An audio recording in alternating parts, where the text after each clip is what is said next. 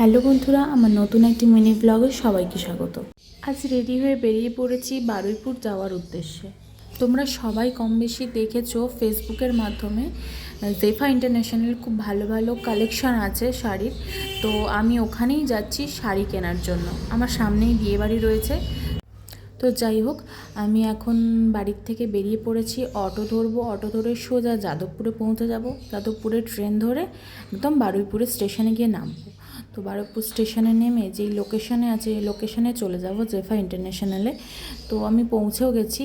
গিয়ে ওখানে দেখলাম জেফা দিয়েও ছিল ভেতরে, কিন্তু ওখানে কোনো রকম কোনো শাড়ির যে ভেতরের যে কালেকশান আছে ওগুলোর কোনো কিছু ফটো ভিডিও নেওয়া বারণ ছিল। তো আমি ওগুলো নিতে পারিনি। তো তোমরাও যেতে পারো, খুব ভালো। তো আমি কিনে ফেলেছি, দিয়ে ট্রেনে তো উঠে পড়েছি, কিন্তু আমি কোনো রকম ভিডিও ক্লিপ আর নিতে পারিনি। আমার শরীরটা ভীষণ খারাপ হয়ে গেছিলো। আর আমি শাড়িটা তোমাদের যখন পরবো তখন নিশ্চয়ই দেখাবো, এখন আমি দেখালাম না।